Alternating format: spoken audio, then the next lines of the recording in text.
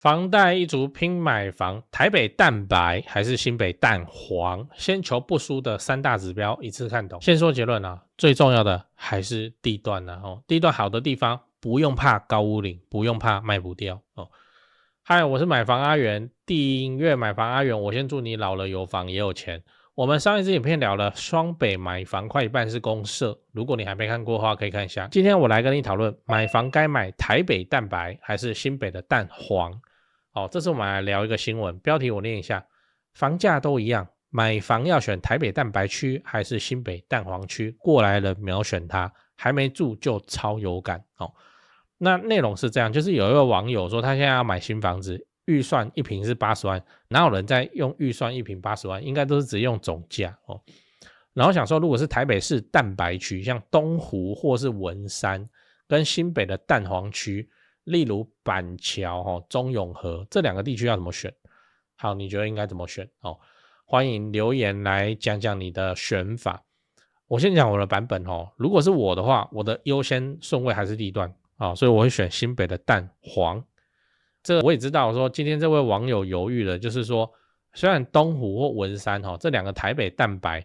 那是因为对台北什么信义区啊中正区大安区来说，东湖文山这个就算蛋白我是这样子比的。以全台湾来讲，这边还是蛋黄。好，那虽然东湖或文山这个台北蛋白区地理位置上比较偏远，可是仍然是什么？仍然是尊贵的台北市门牌啊，看起来还是很有价值啊，很值得这样。那我为什么不选台北蛋白呢？我的原因是我们今天买台北的房子它就是这么贵，所以我们要怎样求保值啦。现在应该没有什么人在买台北的房子求翻倍吧，翻你老屋这怎么翻应该就是保值为目的不能够再有任何的损失。如果真的有增值，那就当捡到；如果真的遇到都更那就是这个祖坟冒青烟好，那如果从这个切点来看的话，你认为文山区的房子跟板桥车站旁边的房子哪个保值？对，这不用猜板桥车站保值性绝对会比文山区的房子来得高。这就是我说的新北蛋黄跟台北蛋白的比较。那再来你要知道你应该怎么看台北房子我们也来讨论一下，如果你是台北人，你要置产，你要用什么眼光来看台北的房子？直接说结论，先求不输因为台北的房价真的太高了，而且是普遍都这么高，就算一些看起来生活机能没那么好的地方还是很贵。这时候你的判断就要很精准，因为未来我们一定会遇到所谓少子化的课题，一定会遇到台北市人口外移的课题。台北市现在往外迁出1年到1万了呢很夸张然后再加上台北市自己挂掉的老人那一年台北市的流失的人口大概有到4万左右。也就是说，就算未来台北市的房子未来资产的流动性会有两极化，就好卖的一群跟不好卖的差距会越来越大。那你就是至少要挑到相对好卖的嘛，不要说你就为了拿到台北市的烫金尊贵门牌出去外面就说林北台北市有房子你只是要这个面子的话，然后你买在一个生活机能很不便的地方，连房仲都不知道怎么去的地方，那就不太好嘛。那如果你想买的房子有符合这3个指标，你要输都很难来，第一个指标捷运会不会到？废话捷运就是台北市的命脉房地产最核心的支撑。然后捷运还有计较你看看捷运有没有办法弄到什么蹭到神之板南线不然反正就大线就对了就算你住的地方比较偏远，捷运能到问题不大。第二个指标重大建设，其实台北没什么重大建设，有的都民间的像那个 Avidia 辉达来台湾台北市的房子屋龄偏高真的很正常。台北市的交易不动产买卖移转栋数已经有 50% 以上交易都是30年以上屋龄你说附近有什么重大建设就会变得相对重要？通常是没有啦，因为台北已经没什么空地了嘛，有的话也是民间的啦那例如说你买的是吴兴街的老房子，感觉好像不怎样，但是你骑车开车10分钟你就到101，这个威能就很厉害咯。这就注定了说不管吴兴街的房子有多老，未来的买家源源不绝，还是有人愿意接受第三个指标都更机会，这就不用讲了。你能够捡到一些未来有机会都更的房子，就算这个未来是10年20年，完全值得你等因为它都更下去的利益可能都直接让你提早退休20年30年都有可能。反正都更真的被你踩到了那个利益的话，应该现在那3到5千万一户应该没什么问题，就这样把它买下。我说获利的部分那你放到都更的那天很难输很难输。最后你要知道，先求不输只适用在台北吗？我们最后就来讨论先求不输这件事情有没有只适用在台北，还是说其实其他的县市也可以这样思考。我的看法是这样台北房价独一档的高这件事情我想大家都没有意见，它也很难下降，对不对？当房地产吹冷风的时候，资金会发生什么回流嘞？回防双北嘞，什么东西所以它很难下降。就像是网友讲的，你看这什么瞎他已经等台北市房价跌等那个他说什么公寓30年前就有听过人家说公寓要暴跌了，等了40年等不到。然后你说你现在台股上3万点，台北市房价要暴跌是怎么跌？我怎么想都找不到这个跌的理由。又另一方面，台北市房价太高，你要往上涨很有难度，真的很有难度。还是你认为说没有大安区就是以后一定会1坪300万而且整个台北盆地只要是台北的门牌大概都是1坪200万起跳，有可能吗？我也不知道但是至少这东西赌博运气嘛。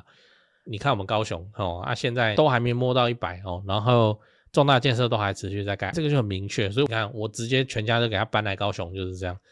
我自己喜欢高雄啦不是说喜欢高雄的房价，我就是喜欢高雄这座城市，生活起来非常的 chill非常的轻松自在。所以回到刚才的问题，先求不输这件事情有只适用在台北吗？我会说在台北先求不输绝对是最高指导原则，因为台北房价就这么高了，你让它往上困难那求的是什么？财富传承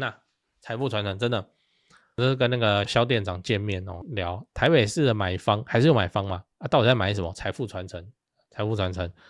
生几个小孩1人1间大概就这样。那他们要这个房价会涨还是什么？没有，财富传承抗通膨财富传承这样就可以了，台北市房地产就达成他自己的任务了。那你说台北市那么鸟笼然后贵成这样有道理吗？财富传承抗通膨就这样。换个角度看，那个根本是给钱住的，不是给人住的所以就这样财富传承那你把这套财富传承逻辑你搬到高雄，你觉得很可惜在高雄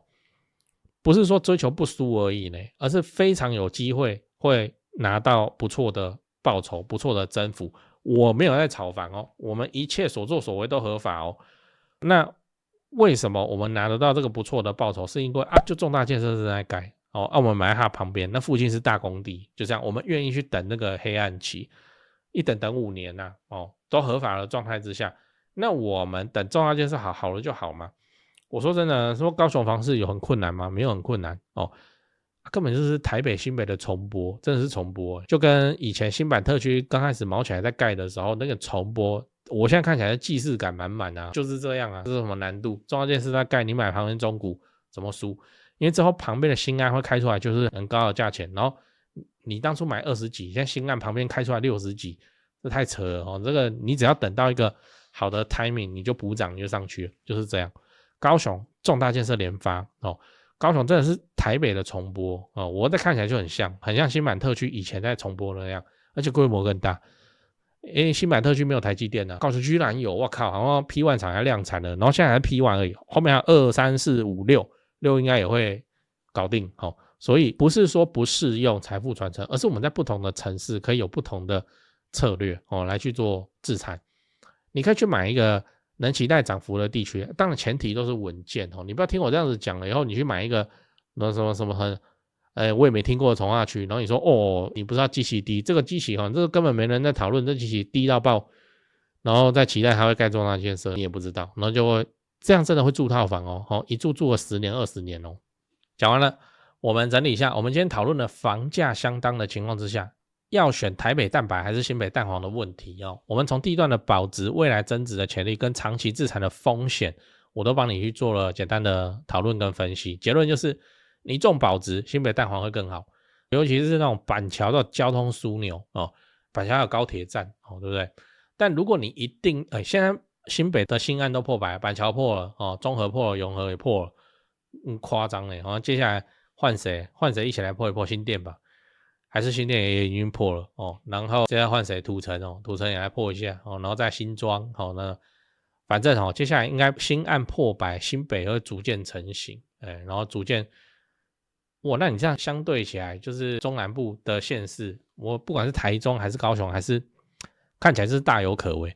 我不是说高雄要涨超过新北，那不可能的代志，你光人口差那么多，但我们可以这样看嘛，就是高雄涨价的天花板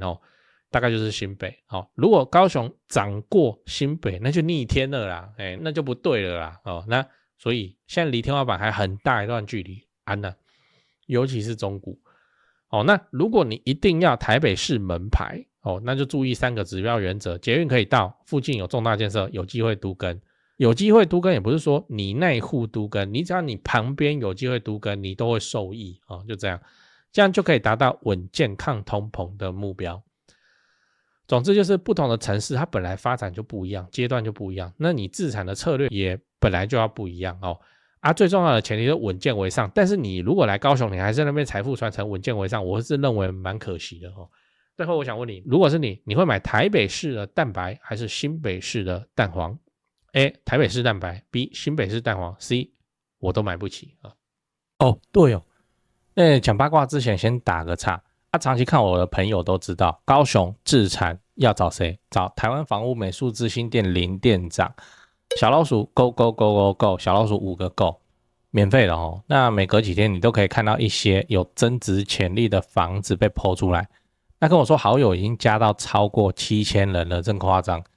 那想自产台北市、新北市的朋友，就加台北101肖店长的 LINE， 小老鼠掰台北，小老鼠买台北，这样，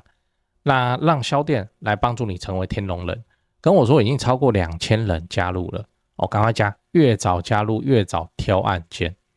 买了双北，你想要装潢，你就找汉一室内装修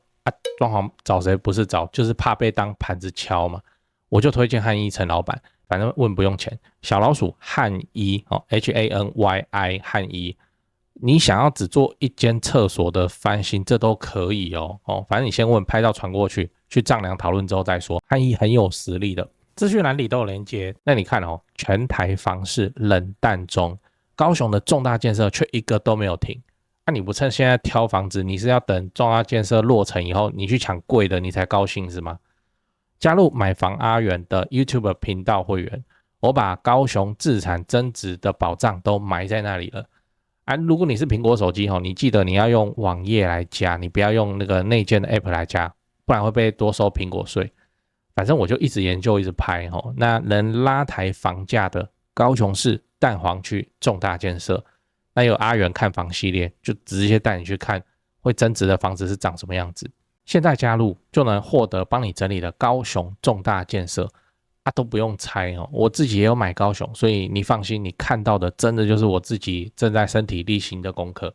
现在就加入买房阿元的 YouTube 频道会员，马上加，马上开始抄作业。最后提醒你，不要炒房，不要炒房，不要炒房。你买在重大建设旁边配合政府的公益出租人的政策，做个好房东，守住房子，自然老了有房也有钱我刚看 YouTube 的后台有 74% 的观众朋友都在看而已，没有按订阅就这样还有55000订阅，那就麻烦你帮我按订阅，应该不久后就10万了10万有什么好处这样我就会比较爽对，按了吗按了好感谢你的订阅，我先祝你老了有房也有钱。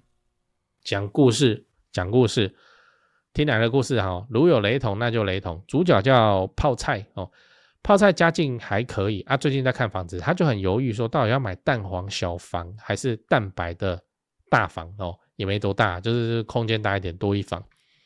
他一开始是觉得说蛋黄比较好嘛，市中心嘛，大家抢买嘛，买了保值嘛，未来不住也很好卖，脱手没问题。可是当他真的去看房子的时候，才知道蛋黄区哇他妈真小，小得很夸张泡菜跟他女朋友去看一间蛋黄区的房子进去没多久，忍不住就问房东这真的有20坪吗那房仲还跟有啦，只是公设比较高那个规划看起来会小一点点，然后泡菜就觉得说这样不太行，之后跟女朋友住的话还好，结婚生小孩这真的是太小了，小房好像小到那种夹层的嘞所以他想我靠，这个生小孩之后怎么抱，我们抱上又抱下哦，可是光是这样的房子哦，稍微新一点的屋龄，这样也2000多快3000，很夸张。哦，那后来泡菜又跑去蛋白看，哇，宽敞很多哦，就是有那个印象中房子的样子，不止客厅有窗户，厨房跟浴室也有采光哦，然后空间也大，还不用夹层跑上跑下，住起来舒适很多。可是是蛋白啊，交通机能没那么强啊。想去捷运站用走的可以，跟我说他这样子，他们计时哦要走18分钟多，啊，他又开始犹豫哦，他这样未来要转手是不是很麻烦？然后他女朋友会动不动要叫他载，他就觉得很烦，打电动打到一半，然后要骑车要去载他女朋友回来，他就觉得很烦哦，不能自己走回来，他在犹豫。最后泡菜跟我说，还是选了蛋黄哦，蛋黄的小房哦，地段好，不怕卖不掉，小孩的事以后再说，反正也不知道会不会生哦。啊，现在没办法管那么多，起码就是他跟他女朋友在蛋黄这边房子小了点哦，但是就是生活机能啊、方便程度啊，是其他的蛋白无法比拟的，钱也不会亏掉。你认为泡菜的选择是正确的吗？如果是你，你也会这样选吗？来，你认识律师朋友吗？没有的话，你马上就要有了。我在高雄好不容易才认识的超强律师朋友介绍给你，听好哦。婚前财产分配、婚后财产分别、买卖房屋纠纷、买到漏水屋、买到凶宅、预售屋广告骗人、前屋主不肯搬走、中介隐瞒事实、担心合约有陷阱、楼上漏水不修、遗产分配不公、赠与小孩房子、担心房子被诈骗、借名登记不肯还、遇到装潢蟑螂、验屋验到想告人、室内装潢纠纷、法拍屋纠纷、车祸赔偿纠纷、家人遇到诈骗、土地被霸占、遗嘱相关问题。对付二邻居，对付二房东，对付二租客。刚念的有中一个你就加了马上就问。赖的 ID 是小老鼠 low help， 小老鼠 LAWHELP 加就对了，不要拖，法律事情越拖只会越难处理。祝你顺利。